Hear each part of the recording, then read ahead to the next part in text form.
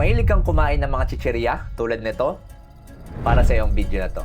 Once again, I'm Doc Alvin. I'm a board certified specialist, and for today, ang pag-uusapan natin ay yung mga positive at negative effects ng mga chichirya sa katawan natin.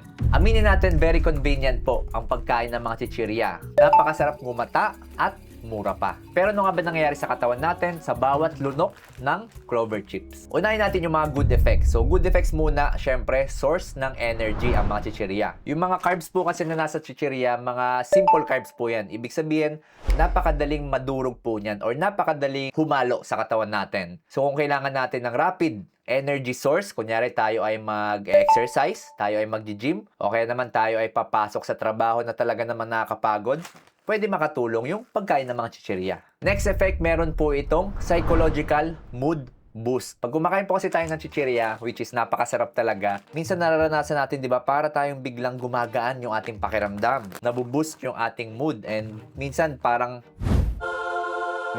minsan bumabalik pa tayo sa ating pagkabata eh. Nangyayari po yan dahil na-activate po ang dopamine. Ang dopamine po yan po yung reward system natin. So kunwari meron tayong mga hobbies na ginagawa. Kunwari paggigitara, paglalaro ng mga computer, pagbabasketball. Yung mga activities na yan, since hobbies natin yan, pwede rin pong ma-stimulate yung ating dopamine. And kung mapapansin nyo, after nyo gawin yung mga hobbies nyo, parang ang gaan-gaan ng pakiramdam nyo. Kasi po, nabuboost yung ating dopamine. So same po yan sa mga chips. Meron po itong boost ng ating dopamine. So, gumagaan yung ating pakiramdam. Pag nalulungkot tayo, pag stress tayo, pwede tayong kumapit sa pagkain ng chichirya para sumaya. Next good effect, appetite stimulation. So, very important po to sa mga pasyente na walang ganang kumain talaga. Pwede po sa mga bata or sa mga merong edad, kung kailangan nila ng extra energy or extra calories para makapag-function yung katawan nila, pwede po makatulong yung pagkain ng mga chips. Kasi kahit papano, meron po itong calories. Although ito pong mga good effects na to ay madaling mabaliwala ng mga dulot na bad effects ng mga chichirya. Later, pag-uusapan natin yan. Also,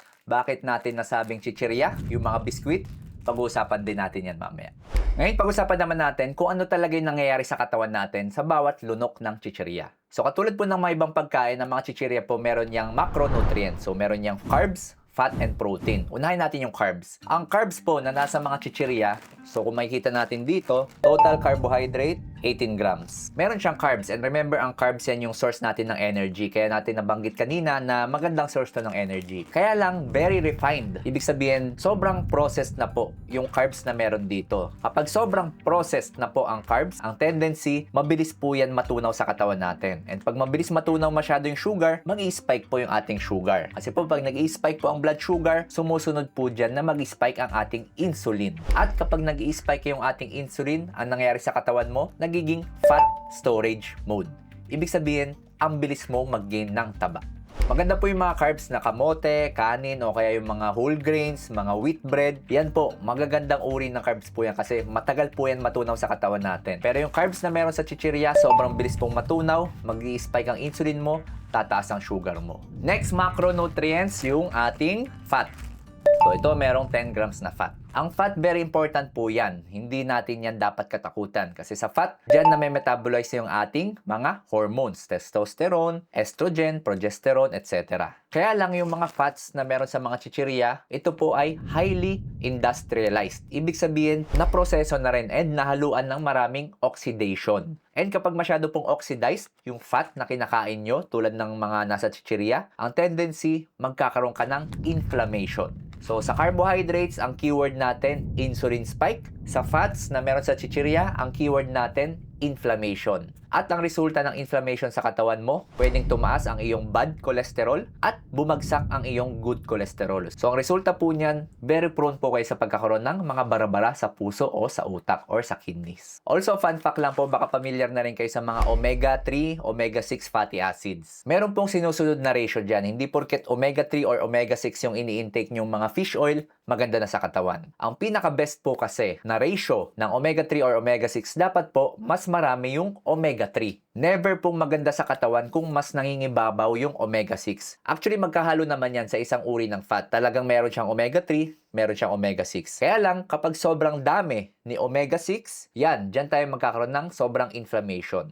Dapat po pagkakain tayo ng mga fish oil, mas mataas yung omega-3. Malalaman nyo po yan, yung ratio ng omega-3 to omega-6, pansinin nyo po sa mga nutrition facts ng mga kinakain yung fish oil. And nabanggit ko yon dahil sa mga chips tulad nito, mas mataas po yung omega-6 nito. So, pro-inflammatory food to. Ibig sabihin, nakaka-promote siya ng inflammation.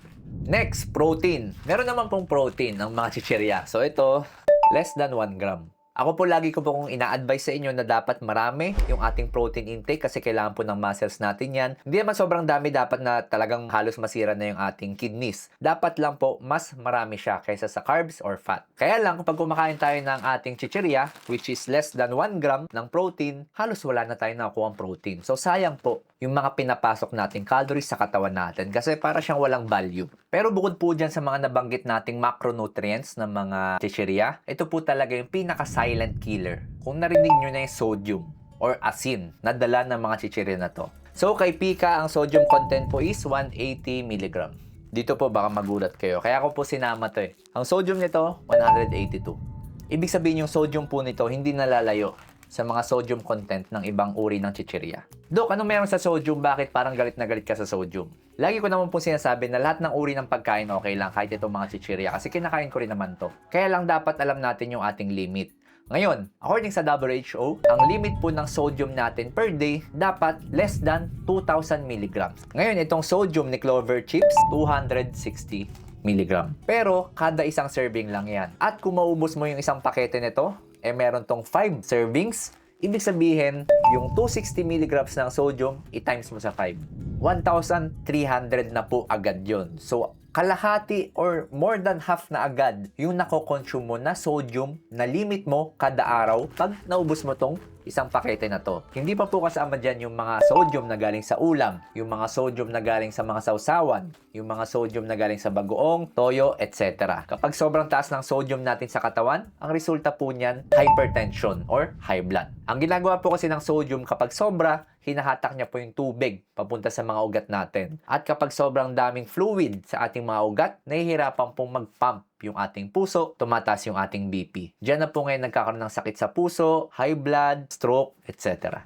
Next effect, meron pong kinalaman sa ating gut health. So kung napapansin nyo, kung lately, lagi po kayong constipated or lagi po kayong kinakabagan or para kayong hirap dumumi, ang tagal-tagal nyo sa CR, pwede po mga senyalis yan na baka nagbabago na po yung inyong gut health. Yung mga halo po kasing chemicals ng mga chichirya tulad nito, nagkukos po ito ng pagkamatay or paghihina ng mga microbiome natin sa sikmura. Kung maalala nyo yung Yakult na commercial dati, di ba? Yakult, okay ka ba yan? So may sinasabi sila doon, di ba, na meron tayong mga good bacteria. Totoo po yun, meron talaga tayong good bacteria. Yung function po ng mga good bacteria na yan, pinoprotektahan niya yung lining ng ating sikmura. So, pag protektado yung lining, maganda po yung ating digestion, hindi tayo nagkakaroon ng constipation, kabag, or hindi tayo nahihirapan dumumi. Ngayon, kapag nasasobran tayo ng chichirya, yung mga good bacteria na yan, namamatay. So, pag nawawala or nababawasan yung good bacteria, humihina po yung lining ng ating sikmura. Bukod sa mga constipation, mga ganyan, mga tungkol sa tiyan, pwede rin pong senyalis ng sirang gut health kapag meron tayong mga sumasakit na kasukasuan na hindi natin alam. Ako po, meron po akong mga patients na parang 20 years old pa lang pero sumasakit na po yung kanilang balakang or tuhod. Ngayon, inaalam ko po yung kanilang diet. Usually, ang diet talaga nila medyo malakas sila sa processed food, sa mga chichirya, sa mga fast food. Ngayon, kapag nasisira din po kasi yung ating good bacteria sa tiyan, ang nangyayari po, since humihina po yung lining ng sikmura ng bituka natin, tumatagas yung mga bacteria sa loob ng tiyan, pumupunta po yan sa iba't ibang parte ng katawan nyo, specifically sa mga kasukasuan. Yung mga bad bacteria galing sa tiyan, tumagas siya, humalo sa sistema mo, pumunta ngayon dito sa balakang, okay, dito sa tuhod, or dito sa siko. Pag nandyan na po yung mga bacteria, mamamaga po yung mga yan. Magkakos po yan ng inflammation na hindi nyo malaman kung anong dahilan. Next, mental health effects. So, baka natuwa kayo masyado kanina kasi sinabi ko na nakaka-improve to ng mood. Well, totoo naman talaga, nakakatuwa talaga kumain ng ganito kasi nakaka-boost siya ng mood. Kaya lang pag sobra-sobra, instead na sumaya ka, pwede ka makaramdam ng depression or pagkalungkot. Kapag masyadong fluctuating yung ating blood sugar, na pag-usapan natin kanina, nakaka-fluctuate or nakaka-spike to ng blood sugar, pwede pong mag-cause yan ng pagbabago ng ating mood. So, pwede tayong ngayon masaya, pero mamaya-maya biglang wala tayo sa mood or parang bagsak yung ating energy. Kasi po pag hindi laging stable yung ating sugar, pwede pong magkaroon ng ganyan. Mga epekto po yan pag nag-i-spike yung ating blood sugar. Also, yung inflammation. So, galing sa mga oxidized fat na galing dito. Si inflammation, pag pumasok po yan sa ating brain, pwede pong maapektuhan yung ating mood. And another factor, nutrient deficiencies. So, very familiar naman na kayo. So, alam nyo na rin naman na kulang talaga sa nutrisyon itong mga chichirya. And kapag napapalitan masyado ng junk food yung ating diet, hindi na tayo nakakain ng prutas, gulay, karne, kanin, etc., yung mga nutrition na kailangan ng katawan natin, hindi niya nakukuha. Very important po yung mga nutrients na to para magkaroon tayo ng happy hormones. So, may mga specific pong nutrients yung katawan natin na kailangan niya para makapag-produce ng happy hormones. And kapag bagsak yung ating nutrisyon, wala tayong happy hormones, bagsak lagi yung ating mood. So, ito po according to this study, association between junk food consumption and mental health problems in adult. So, ito po ay isang meta-analysis. Ibig sabihin, mataas na uri po ito ng study. So, sa kanilang conclusion, meta-analysis revealed that consumption of junk foods was associated or may kinalaman sa development of depression. So, increased consumption of junk food has heightened the odds of depression and psychological stress being experienced in adult population. So, ito po, nakakagulat po ito na medical news. Kahit ako po nung inaaral ko tong vlog na to, talaga palang iba po ang epekto ng junk food kasi pwede siya makaapekto kahit sa ating mental health. So ito po, nakita ko po itong video na to ng KMJS and very timely nga kasi ginagawa ko itong vlog na to ng mga junk foods. Si Dodi, sa sobrang hilig sa chichirya, umabot sa puntong inuulam na niya ito. Pag nasa school, puro chichirya, Pero ako po aminado na dumating din sa point ng buhay ko na na-addict din talaga ako sa chichirya, lalo na nung bata ako. Actually, naranasan ko rin tong ulamin, yung mga chichirya. Kasi nga, sobrang sarap niya, sobrang hinahanap-hanap siya ng panlasa ko. Ang kanya naman daw paboritong panulak, soft drinks. Deadly combination po ito. Chichirya, sodium, tapos po soft drinks na sobrang daming chemicals and sobrang taas ng sugar. Pwede po maapektuhan yung katawan natin. Parang maliit na ahas na nakapulupot sa ilalim ng kanyang balat. So ito po very common sa mga pasyenteng may sira ang kidney or chronic kidney disease. Nakadialysis po itong patient na to, ibig sabihin. So ang tawag po dito AVF or arteriovenous fistula. Diyan po dumadaan yung dialysate. Yung machine, yun po yung kailangan ipasok sa katawan ng pasyente para linisin po yung dugo niya. Kasi po, hindi na po gumagana yung kidney niya. Ang function po ng kidney, naglilinis po yan ng dugo. So, kailangan po siyang i-dialysis para kahit papano matanggal yung toxin, maging malinis yung dugo niya. So, ito yung mga practical tips para kahit papano, pwede ka pa rin kumain ng mga junk food na hindi nakukompromiso o hindi naapektuhan yung iyong katawan. First, dapat meron tayong portion control. Ibig sabihin po nito, kung bumili tayo ng ganito kalaki, which is pwede natin maubos sa isang upuan lang, huwag nating ubusin. Ibig sabihin, kada isang serving lang, sundin natin. Kasi ang serving size nito talaga, 30 grams lang. Yun yung isang serving niya. Yun yung isang pwede mo kainin sa isang upuan. So, pwede ka magtimbang ng 30 grams, tapos yun lang yung ubusin mo, dahan-dahanin mo, enjoyin mo lang. Huwag mong uupuan to at huwag mo tong ubusin sa isang upuan. Also, another technique, kung meron kang kasama, kunyari nag-Netflix and chill or nasa biyahe or nasa inuman, i-share mo, huwag mo sosolohin yung isang buong pakete. At kung ikaw naman ay kumakain na mag-isa, papakiramdaman mo yung iyong sarili. Dapat tumigil ka na kapag nakakakalahati ka na. Kasi po hindi mo naman kailangan ubusin lahat para malasahan mo yung masarap na linamnam tsaka para ma-boost yung iyong mood. Next, kung bibili po kayo ng mga chips, piliin nyo po yung mga baked or air-fried. Iwas po kayo sa mga deep-fried. So, nakasulat naman yan usually sa packaging kung nakalagay yon baked, not fried. May mga ganun pong klaseng chichirya. Or air-fried, not deep-fried. Kasi po pag deep-fried, mas mataas po yung oxidation yan. And remember, pag oxidized masyado yung mantika or yung taba, nagkakaroon yan ng inflammatory reaction. So, may inflame yung ating katawan. Next, papartneran nyo po ng tubig, wag soft drinks. Para ma-enjoy nyo po yung pagkain ng chichirya, habang umangata kayo, partneran nyo ng isang baso. Sabihin natin isang pirasong pika, kalating baso. So, pangalawang piraso, ubusin nyo na isang baso. Partneran nyo po ng tubig. Huwag nyo po papartneran ng soft drinks. Huwag nyo po papartneran ng MP or Red Horse. Next technique, papartneran nyo po ng protein. Ang protein very important for satiety para mabusog tayo agad. So kung bibili kayo ng pika or clover chips, partneran nyo ng boiled egg. Kasi po ang boiled egg, magandang source po yan ng protein. Another tip, kung gusto nyo na po itigil, dahan-dahan yung pagkain ng chichirya, gawin nyo po gradual. Ibig sabihin, wag nyo po agad tatanggalin sa sistema nyo. Gawin mong MWF na lang yung pagkain mo. So, gawin mo yan for 1 to 2 weeks and then dahan-dahanin mo after ng 2 weeks ulit, gawin mong once a week na lang. Then after ng 2 weeks, wala na. Hindi mo na yan mapapansin, natanggal mo na sa sistema mo. And of course, another tip para talagang matanggal na sa sistema natin ang pagkain ng junk food, dapat